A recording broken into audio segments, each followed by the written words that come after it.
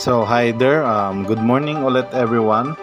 And we are on the module 2 or activity 2 part of our topic here on our subject in philosophy. Okay, so napakaganda ho ng topic natin ngayon because it entails about truth and philosophy. Okay, so no further ado, let us proceed. Okay, so kung makikita nyo dyan sa picture, like there's an image of the man and like he's confused because many pointers are like directing him, telling that it's the truth. Okay. Alright, so for the lesson 1 itself, we will discuss now the topic domains of truth. Okay, so objective of our lesson in here is to distinguish the different ways of understanding the truth and to explain the criteria to establish the truth in an argument. Okay, so let me just reiterate then the purpose of me writing the lesson on the activity itself on the soft copy is para ma-take down notes nyo sa notebook nyo. So all the way from the introduction of the lesson unto this point po bago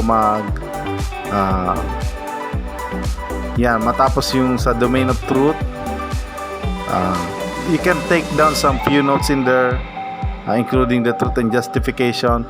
Lahat po ng nakasulat dyan ay i-explain ko sa short video na prepare ko, syempre especially for you to be able to visualize everything that I would be discussing about. Okay, so let's go ahead then, let's not waste time, let us proceed with our video presentation for your lesson on this topic. Okay.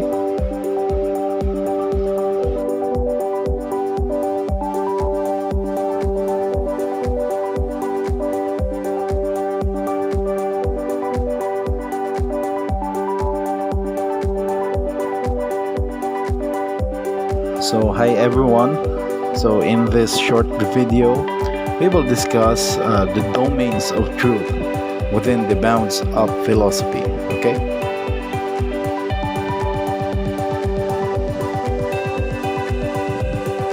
to begin with the topic domains of truth, let us first define what is truth.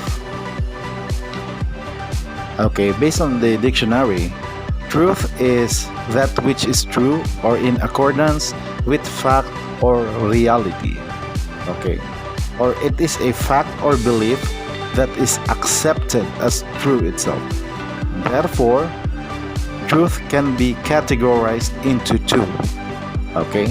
Meron tayong factual truth and meron naman tayong truth which is based on belief. Okay. So ito yung mga types of truth. Let's dig into this deeper, okay? Meron tayong mga tinatawag na subjective truth, meron naman tayong mga tinatawag na objective truth, okay? So, yung mga subjective truth, it's more on our personal opinions, our feelings, our judgments, or yung our point of view, di ba? Yung ating punto de vista, how we view things on our perspective. While on the other hand, objective truth are those information that comes from facts. Mostly, it is being verified, it is evidence-based, and it is also scientific. Okay, so yun yung dalawang pinagkaiba ng for those two types of truth.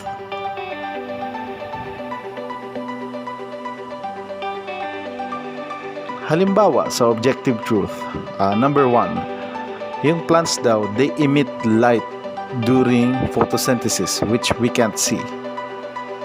Number 2 naman, Venus is the only planet in the solar system that rotates in counterclockwise direction. And number 3, cockroaches can survive for several weeks without a head. Okay. So, pag-aralan natin yung mga yan. And on the other hand naman, yung subjective truth natin, a perfect example is yung mga tradition or culture sa mga beauty standards sa iba't ibang parte ng mundo. Halimbawa, yung pag iron casting sa food or yung paglo-lotus feet, at sa ibang culture naman yung darkening of the teeth. So depende siya sa category ng each locality. So domains of truth naman, if we dig into that deeper, meron tayong objective domain of truth at meron tayong tinatawag na social domain of truth. At pangatlo, meron tayong tinatawag na personal domain of truth. So alamin natin yung pinagkaiba-iba ng tatlong to, okay? So mag-umpisa tayo sa objective or scientific domain of truth. It pertains to the natural world that maintains a relative independence from the perspective and attitude of human being that perceive them. Diba? So halimbawa, yung tatlong naunang example natin. So, mas nagbe-base siya sa individual perspective natin at sa attitude natin as a human being on how we perceive them. Okay? And for the social domain of truth naman, ito yung product ng truth wherein the truth is a product of a general agreement or consensus on what is right as opposed to what is wrong in the perception of the subject. This implies that some things are true or good in particular context while they are false or wrong in another context. Okay, so perfect example nito yung mga culture na halimbawa nag-e-enable ng polygamy, okay, which that kind of matter or subject cannot be applied here in the Philippines itself kasi it's a taboo issue pa kasi siya dito, di ba? Katulad nitong mga makikita niyo example sa baba, di ba? Yung foot binding sa China, di ba? Yung tradition sa Thailand and many more. Alright, so if we are talking about the personal or domain of truth, ito yung mga statements or information that are known to self which are consistent with inner thoughts, intentions, and actions. So hindi siya let's say hindi siya makaklasify na it can be true to yourself or true to myself or to everyone else. Kaya nga personal, di ba? Personal domain. Okay. So ito ang halimbawa. Yan. Halimbawa, a man may confess his love to a woman. Para sa man, yun yung truth. But there are times that the girl doesn't really appreciate or let's say perceive that same kind of love that the man is talking about, di ba? Alright, so we do look forward that nag-enjoy kayo sa short video na present natin. And for our first activity here, so you can see sabi dito sa instruction is you have to plot the main points in the above discussion on the table. You could refer to your sub copy. One column should contain the 3 domains of truth and the other column, for example, to each domain, at sa last column for the procedure of justification for each domain. Okay, halimbawa, di ba sa domain of truth natin, i-specify nyo sila dyan tatlo sa baba, sa column, at sa column naman ng example, magbigay kayo ng kahit tigi-isa lang na example dyan, like let's say true to life experience or phenomena, you could do that. And sa procedures of justification, be able to also identify it, okay? So you could go ahead and take a look back at your notes and on the soft copy for reference, okay? So uulitin ko, makakakita ko kayo ng tatlong columns, okay?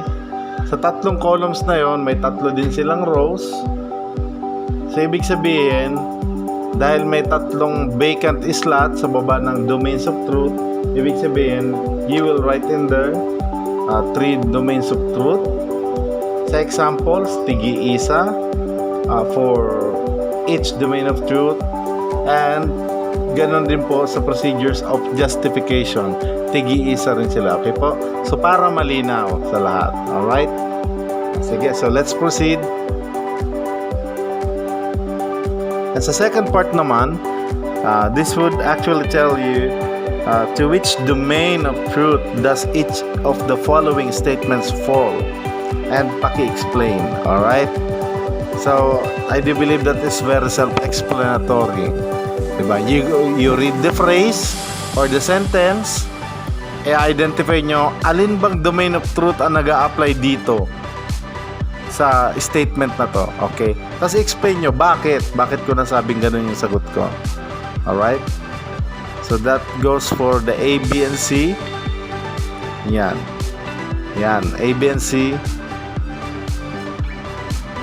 Okay. Sa number 3 naman, you have to answer this on your own, let's say, knowledge or opinion regarding the subject matter then. Now, it is being said in here, death penalty is acceptable in some countries while it is forbidden in others. Okay? How do you explain, paano nyo daw i-explain the differences in the acceptability of death penalty? Okay? And furthermore, why do some groups or cultures allow it while others do not? Okay? On your own justification or opinion, be able to express yourselves. Sa tingin nyo, bakit pinapayagan to sa ibang bansa at bakit pinagbabawal sa ibang bansa? Diba? Ano yung mga nasa grupo na yon o sa kultura na yon which allows them to accept it wholeheartedly? Diba? Like for example, here in the Philippines, may grupong gusto, may grupong ayaw. So we cannot really tell, diba? And furthermore, it is not being, let's say, fully enacted or implemented at some case. Okay? So for number 4, Western medicine has a tendency to be dismissive when it comes to other forms of medicine, like India's Ayurveda, China's acupuncture, or even traditional Filipino health remedies. Okay, is that a fair judgment? Justify your answer. Ulit. Number 4, yung Western medicine daw, which is yung kilala natin na proper procedure na magpapacheck up ka sa doktor, si doktor magre-reseta, ikaw magme-medicate. May tendency siya na let's say i-negate or i-dismiss yung mga concepts ng halimbawa acupuncture or yung mga halimbawa sa Pilipino yung hilot, ganon, yung mga panggamot sa pasma, yung mga iniinom na dahon-dahon. Yeah, because it is not being covered by the Western medicine. Diba? Ngayon, sasagot nyo dito, fair judgment ba na yun? Fair judgment ba na halimbawa i-dismiss ng Western medicine or hindi nila i-consider yung mga ganong health remedies, diba? So iikot yung sagot nyo dito sa number 4, fair ba na sabihin ng Western medicine na hindi effective at delikado yung mga health remedies na ginagawa rin ng ibang bansa, diba? If that's a yes or that's a no on your part, be able to just justify your answer, okay?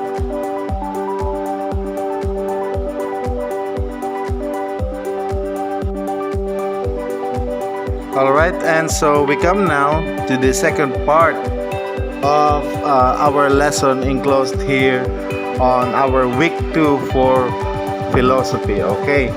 So dito, ang topic natin ay ang tinatawag na truth and opinion. Okay, so katotohanan daw at opinion. So objectives ng lesson natin dito is to distinguish opinion from truth and analyze situations that shows the difference between opinion and truth. Okay, so same drill tayo.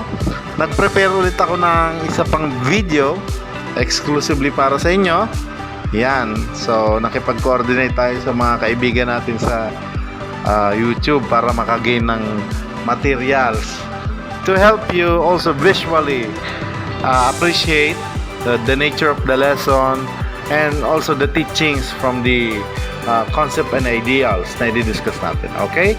So, I do look forward again that you would enjoy our next discussion. Alright? So, same drill sa intro of the lesson. You could take down some notes in there. Inilagay ko na po yan sa soft copy. Okay? So, pwede nyo nang isulat yan. Alright? Well, all of these are included in our video discussion, which is going to be next right now. Okay? Alright, so let's proceed then. Okay? So, let us discuss a logical fallacy. Okay? It is an error in reasoning. Okay, so it may be intentional or unintentionally used, which misleads a person into thinking, acting, or behaving in a certain way. Okay, a logical fallacy may arouse a false assumption and a bad argument. Alright, so let us know the two major categories of fallacies. Yung una, yun ang tinatawag nating formal category. Ibig sabihin, there is a defect in argument's structure or form. Okay. It exemplifies invalid inference pattern. Wherein sa informal naman, there is a defect in an argument's content itself. So the premises fall to provide accurate information regarding that one. So, we have 12 common fallacies, okay? So, be mindful of this one. The first is the appeal to authority or ad verecundiam. This occurs when a person insists that the claim is true simply because a valid authority or expert on the issue said that it was true without any verification or any supporting evidence. So, ito yung example. So, according to person 1 who is an expert on the issue of why is true. Therefore, why is true. Diba? Halimbawa, si Richard Dawkins, an evolutionary biologist and perhaps the foremost expert in the field, says that evolution is true. Therefore, it is true. Okay? So, regardless niyan sa absence ng strong evidence. So sa second type tayo, meron tayong begging the question or circular reasoning. It is a form of argument in which the writer, instead of applying evidence, simply restates the point in other language. So halimbawa, students should not be allowed to park in lots now reserved for faculty because those lots should be for faculty only. So, as you can notice, there is no justification about this statement. Instead, just mere repetition of the statement had been enough. Okay. So, meron naman tayong tinatawag na hasty generalization. It is a form of inductive fallacy, which means drawing a conclusion based on too little idea. Halimbawa, my brother eats a lot of pizza and fries and he is healthy. Therefore, pizza and fries are healthy food and does not make a person fat. Okay, so Anna has a terrible experience with a boyfriend. So she decides that all boys are mean. Okay, so yun yung perfect example niya. Next naman, meron tayong tinatawag na ad hominem or against the men. So it's a kind of personal attack on the character of a person rather than evaluating the argument itself. It can be in the form of insult towards the flow or imperfection of the speaker. So may 4 types naman tayo, 4 subtypes ng honiment. So yung isa, we have the abusive. It undermines the credibility of the speaker to the audience. And number 2, it is by form of insulting the speaker. Okay. So another example, or murderers are criminal. But a thief isn't a murderer, so he can't be a criminal. Diba? So, yung abusive version niya, well, you are a murderer and also a thief. So, there goes your argument. Okay. So, second is the circumstantial. It focuses on the situation surrounding the subject in order to create a doubt. Halimbawa, animals are sentient beings. If being sentient, then killing it for food is immoral. Then killing an animal for food is immoral. Diba? So, ang argument dito, if you're a vegan, you're out of the scene. Okay? Meron tayong tinatawag na tukwakwe or YouTube.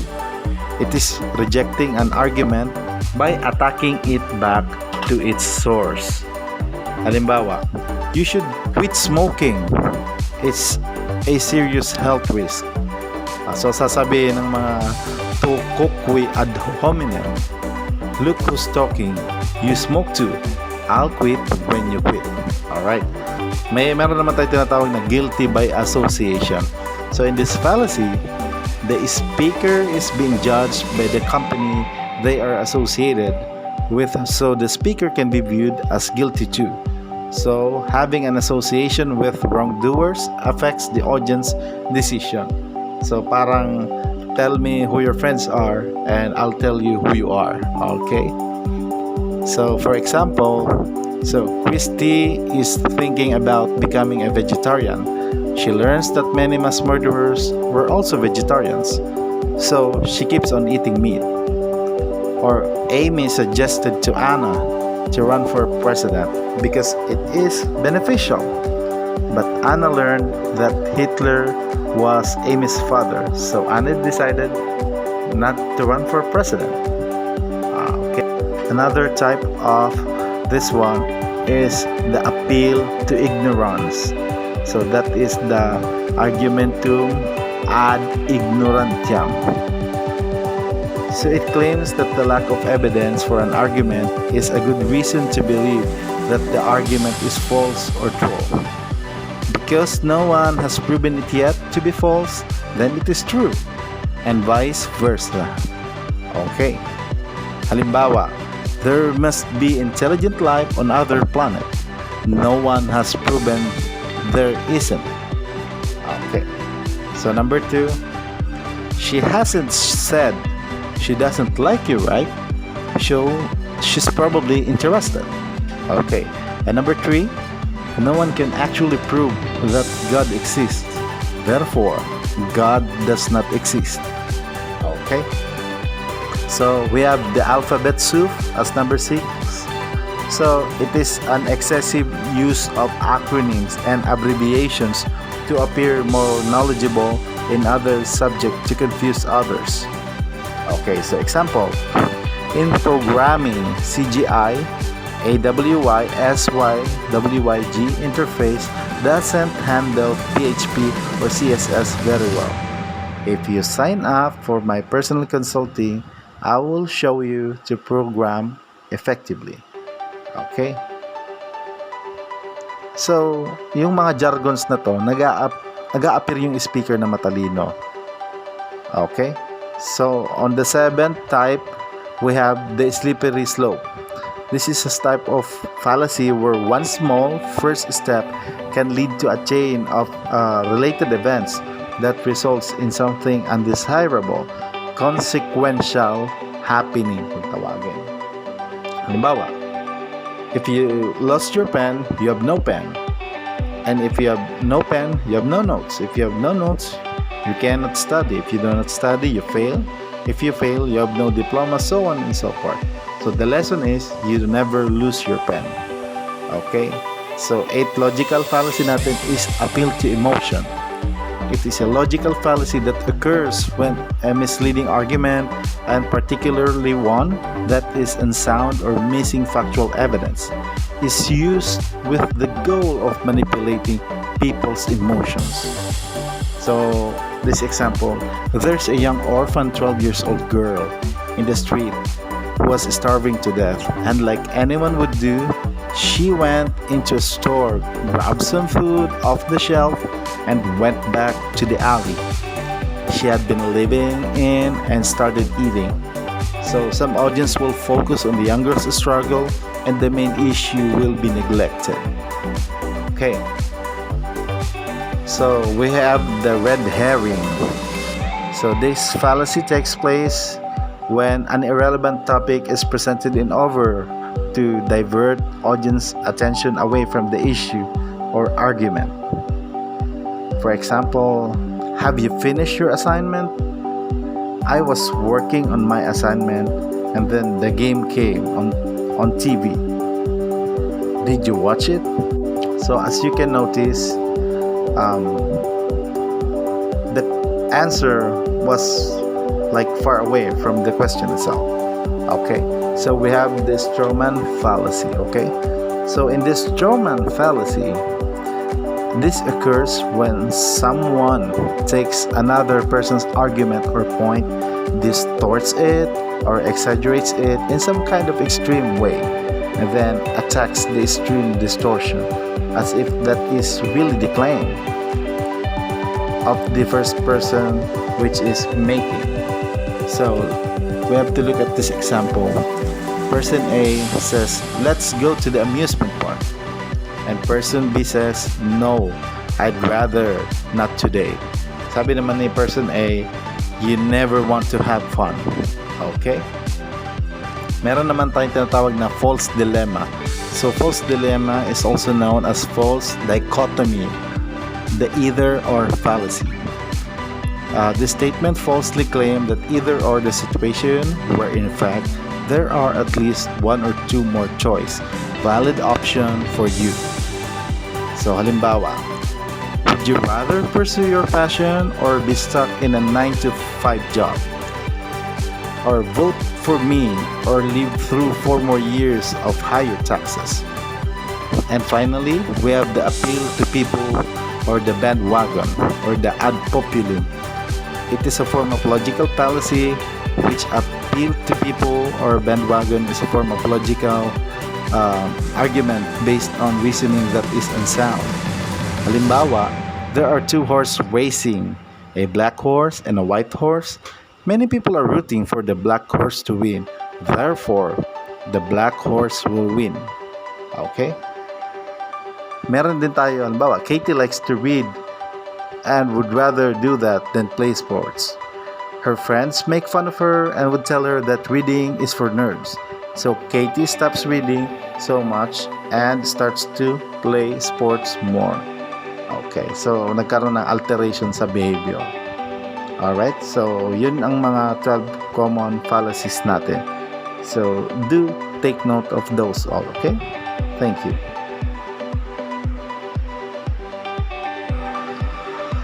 Alright, so we do look forward. You enjoyed likewise the second video we prepared for you.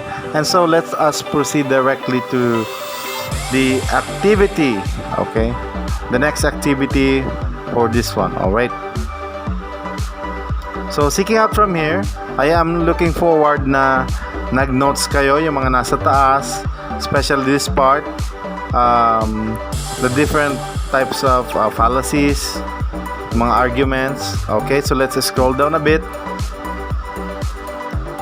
So makikita nyo dito sa question number 1, sabi dito, compare the statements written in the news section of a newspaper to the statements written in the editorial or opinion section. Isa pa, what are some indicators in the statements of opinion writing that shows that they are simply expressing their opinions?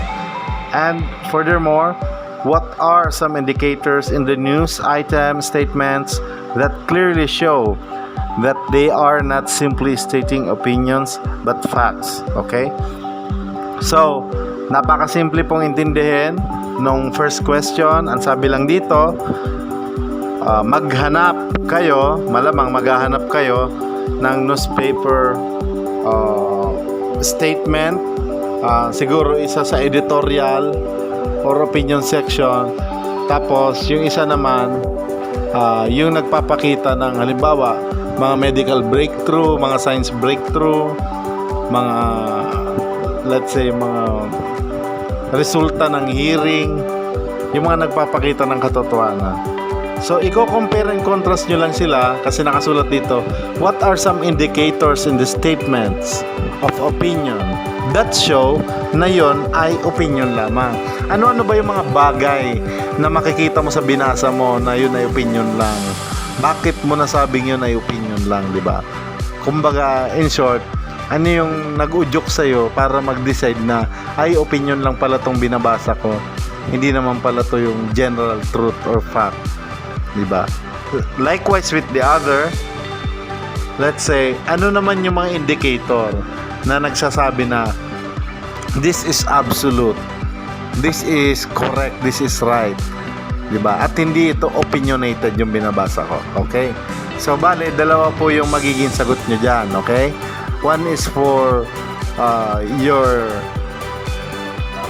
let's say, intuition, your perception into why did you come up with the idea na yung isang nabasa yung section ay tinatawag na opinionated at yung isa naman ay nagbibigay ng facts.